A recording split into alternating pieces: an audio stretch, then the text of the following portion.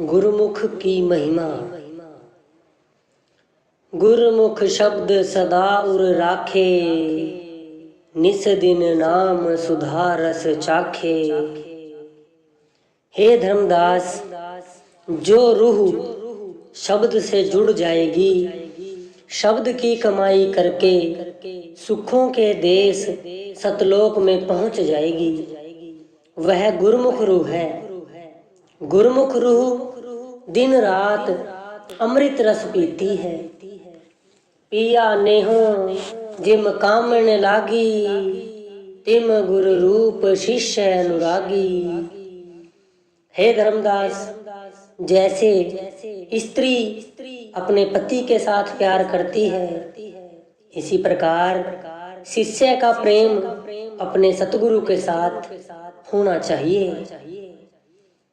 पलक पलक निरखे गुरु कांति, शिष्य चकोर गुरु शशि शांति।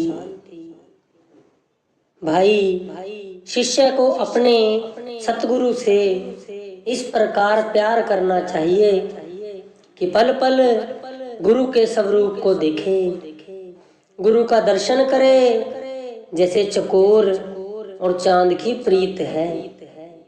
इसी प्रकार की शिष्य की प्रीत अपने गुरु के साथ होनी चाहिए। आप एक और उदाहरण देकर समझाते हैं। जिस प्रकार पपीहा होता है, वह स्वाति बूंद का आशिक है। स्वाति बूंद पीता है और कोई पानी नहीं पीता, प्राण दे देता है। यदि पिएगा तो स्वाति बूंद ही पिएगा। ऐसा प्रेम शिष्य का गुरु के साथ होना चाहिए। पतिव्रता जैसे निज पतिव्रत ठाने, द्वितीय पुरुष सपने नहीं आने। जिस प्रकार पतिव्रता स्त्री होती है, वह अपने पति का भरोसा रखती है, उसी को प्यार करती है, किसी दूसरे पुरुष का ख्याल स्वप्न में भी नहीं आने देती। इसी प्रकार का शिष्य को अपने सतगुरु से प्रेम करना चाहिए। पतिव्रता दो कुले उजागर, ये गुण गहे संत मति आगर। हे धर्मदास, पतिव्रता स्त्री ही दोनों स्थानों पर तारीफ पाती है, मायके घर भी और ससुराल घर भी। इसी प्रकार की गुरु भक्ति है। शिष्य की इस देश में भी लोग तारीफ करते हैं और उस कुल मालिक के देश में भी तारीफ करते हैं। गुरुमुख शिष्य की अगले देश में भी बहुत वडियाई होती है। गुरु ग्रंथ साहिब का फरमान है कि जब गुरुमुख रूह सतलोक में प्रवेश करती है तो उसका बाजे गाजे के साथ स्वागत होता है। परियां गीत गाती हैं, सतलोक के हंस उसको लेने के लिए आगे आते हैं। राग रतन परवार परियां, शब्द गावन आइयां। जिम पतिव्रता पिया मन पावे, गुर आज्ञा अस शिष्य जगावे। जिस प्रकार पतिव्रता स्त्री पति को अच्छी लगती है, उसी प्रकार जो शिष्य गुरु के आदेश में रहकर गुरु का कार्य करता है, वह सतगुरु को बहुत अच्छा लगता है। गुरु ने अधिक और कोई नाही, धर्मदास परखो हिये माही। सतगुरु से बड़ा कोई नहीं धर्मदास। अपने हृदय में सोच विचार कर देख ले, परख कर देख ले, जितना चाहे भाग ले। कोई गुरु की शरण के बिना और कहीं शांति नहीं, सुख नहीं, चैन नहीं।